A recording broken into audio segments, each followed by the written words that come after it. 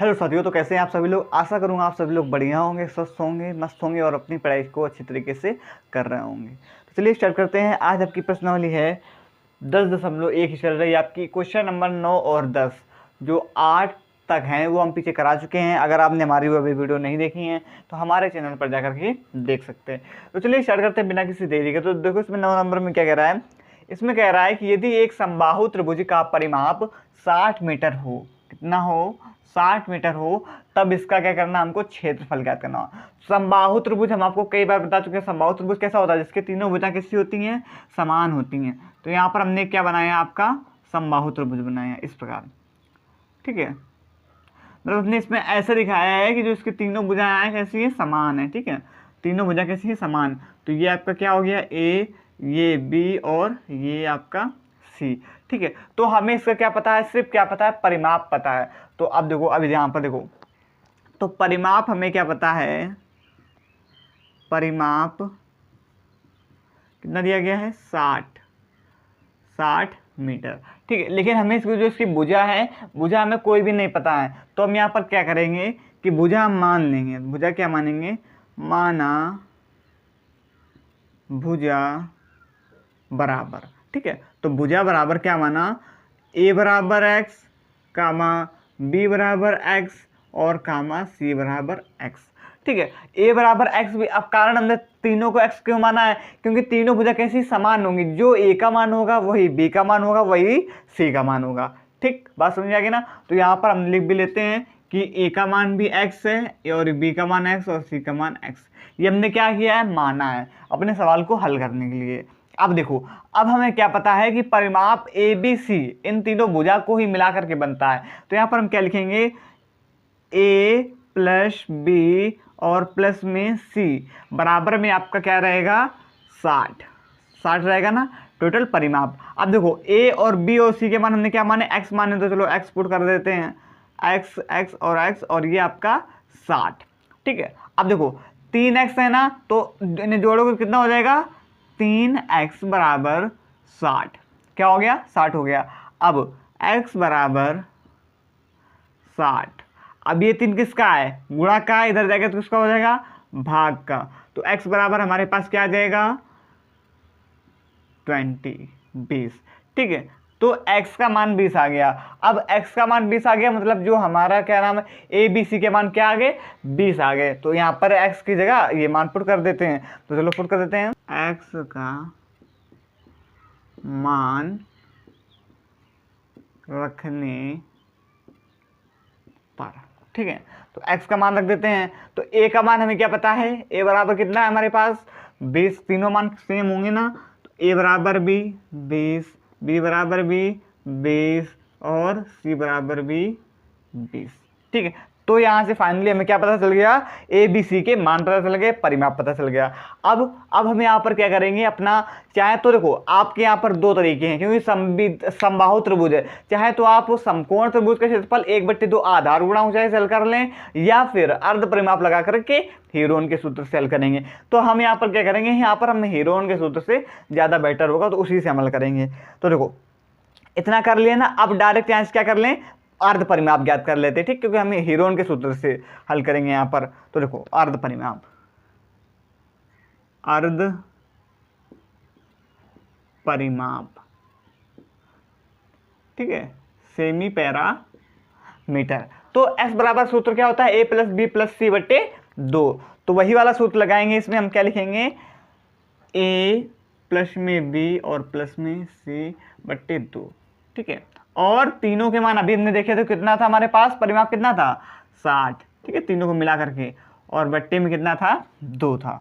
तो काट दो इसको, तो कितना आ गया हमारे पास, s का मान 30। तो s का मान हमारे पास यहाँ पर क्या आया, 30, ठीक है। अब s का मान हमारे पास मिल गया है। तो अब हम यहाँ पर आराम से किसका मान निकाल सकते हैं, त्रिभुज का क्षेत्रफल निकाल सकते हैं। तो यहाँ पर देख लो, त्रिभुज का क्षेत्रफल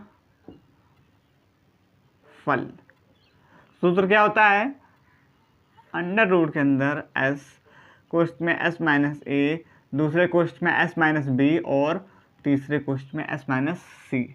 अब देखो अब वैल्यू पुट कर दो। एस का मान क्या था हमारे पास 30, एस का मान 30 जिसे बोलते हैं अर्ध परिमाप, ठीक है, और इंग्लिश में बोले तो सेमी पैरामीटर। और ए का मान क्या है, तीनों मान सेम है, तो ए का मान आपके पास क्या है 20 और एस का मान 30, बी का मान भी 20 और एस का मान 30 और सी का मान भी 20।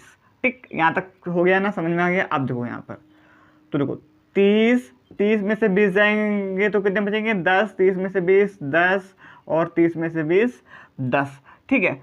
तो देखो अब यहाँ पर हम 30 को इस प्रकार तोड़ेंगे कि देखो 3 10 है हमारे पास, एक 10 और बन जाए, ठीक है, क्योंकि जब 4 10 बन जाएंगे तो 2 10 हम क्या करेंगे बाहर निकाल लेंगे, ठीक है। तो चलो इस प्रकार तोड़ेंगे हम 30 को, तो ध्यान से देखिएगा। तो 3 दामन 30, ठीक है, 3 गुणा 10, तो एक 10 हमने से बना लिया और 3 10 हमारे पास पहले से थे। तो देखो 2 10 से 1 10 ये बार और 2 10 से 1 10 ये बार, तो हमारे पास बार क्या मिलेगा 10 गुणा 10 रूट में 3।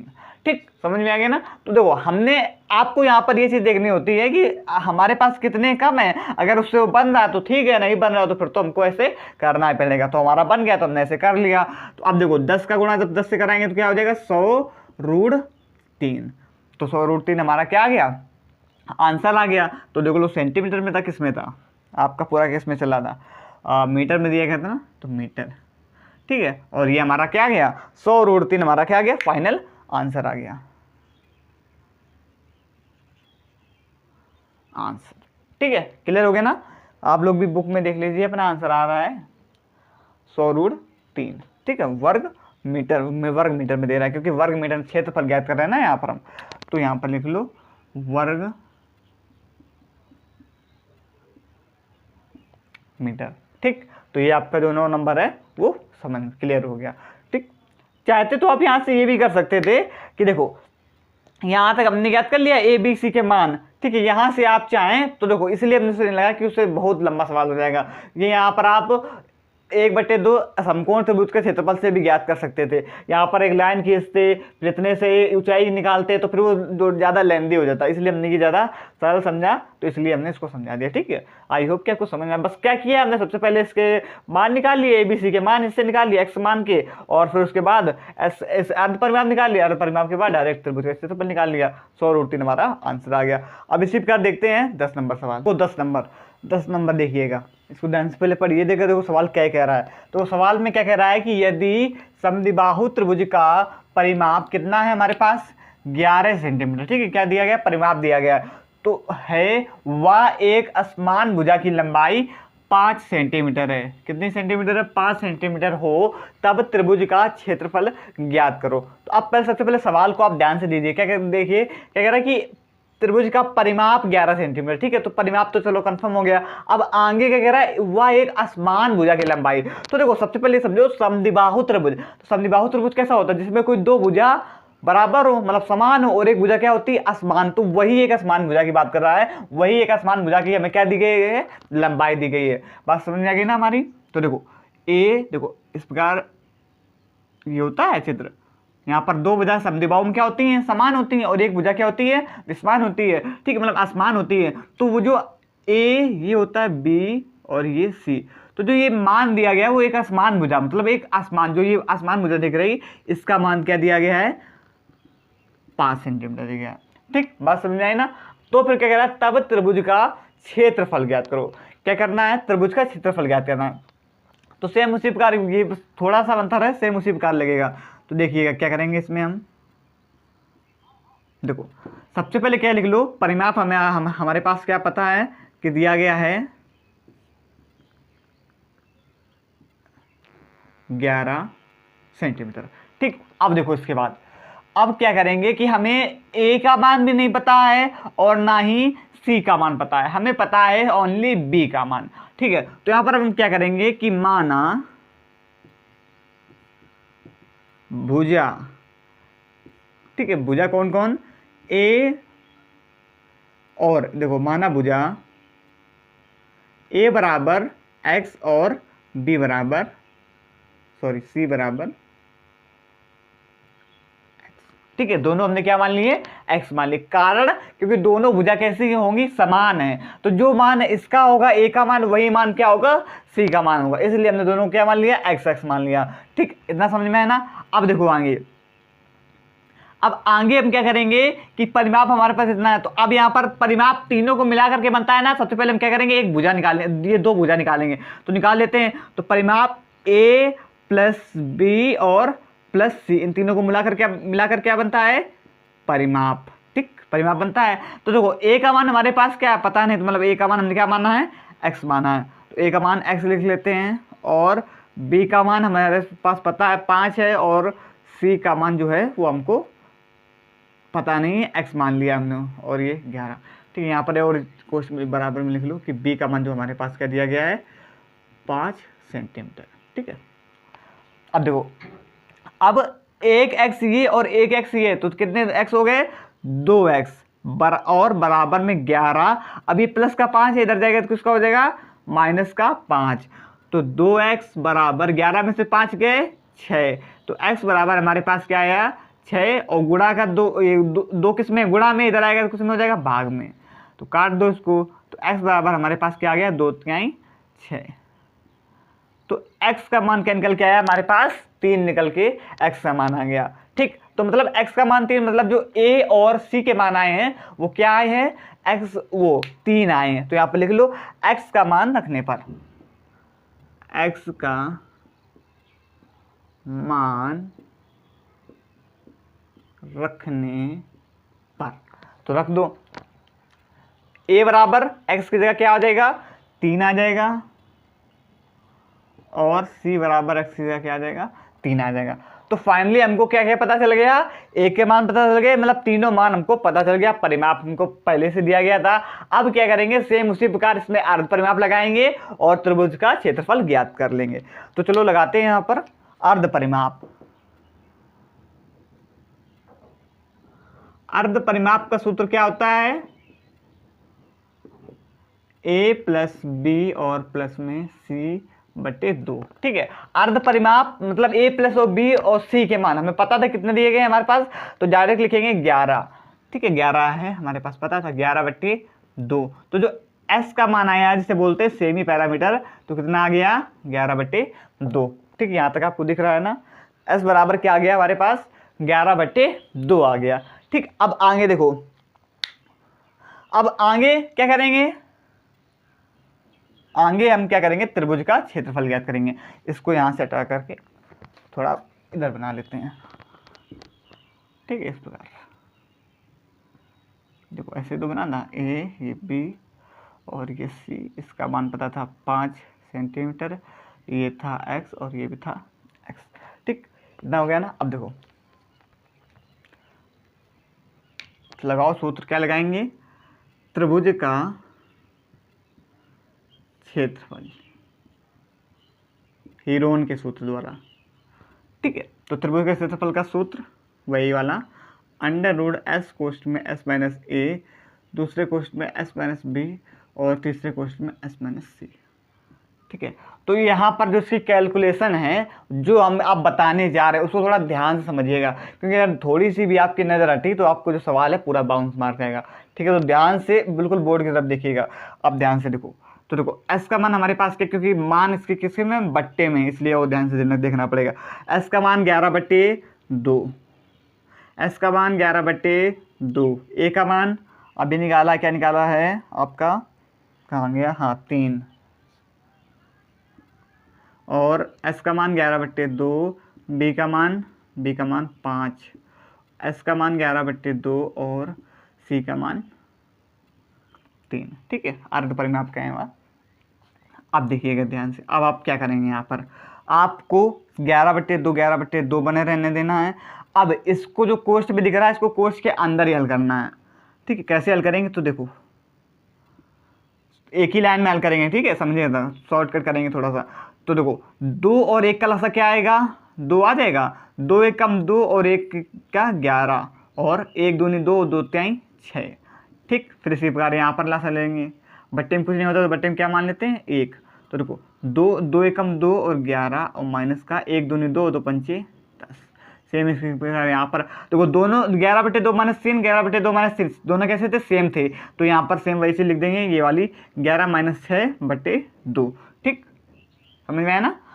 ये देखो दोनों सेम थे, तो जितना यहाँ पर आया उतना यहाँ पर भी आएगा, तो दोनों को हमने वैसे लिख दिया एग्जिट। ठीक है, अब देखो अब आगे तो आगे समझो, तो 11/2, 11 में से 6 जाएंगे तो कितने बचेंगे, 5/2।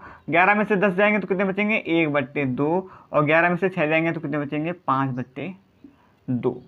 ठीक, यहाँ तक बात समझ में आई। तो देखो अब क्या करेंगे कि देखो 1 5/2 ये है और 1 5/2 हमारे पास ये है, तो इससे 1 5/2 जो है वो क्या हो जाएगा, बाहर निकल जाएगा। ठीक है, अब बस ध्यान से देखते जाइएगा।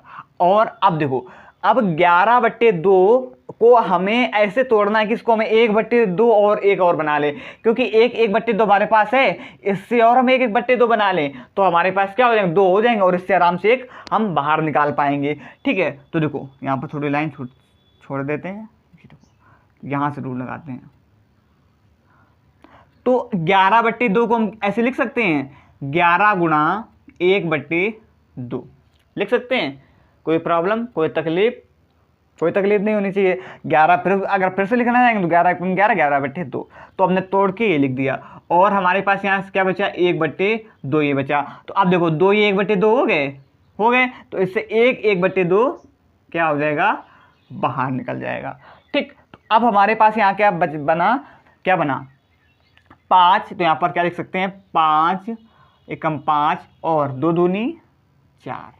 अब देखो रूट में हमारे पास सिर्फ क्या बचा, सिर्फ 11 बचा, तो यहाँ पर क्या लिख दो, रूट में 11, 5 रूट 11/4 लिख सकते हैं ना। कोई दिक्कत नहीं होनी चाहिए। ठीक है, समझ में आ गया ना। हमने देखो आराम से लिखा, आराम से, जिसने आराम से देखा होगा समझ में भी आया होगा। हमने यहाँ पर देखो क्या किया, यहाँ से फिर से एक बार समझाते हैं आपको।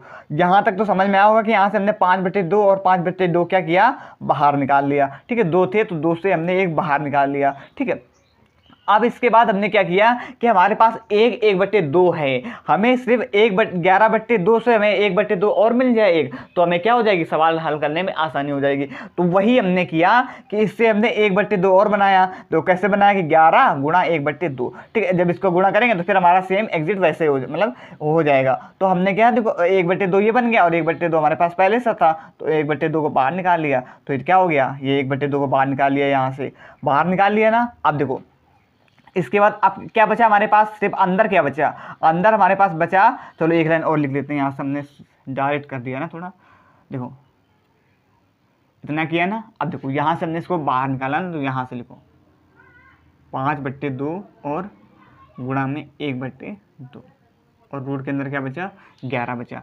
ठीक है, तो 5 एकम 5 और 2 दूनी 4 रूट 11। ठीक, अब तो समझ में आ गया होगा ना।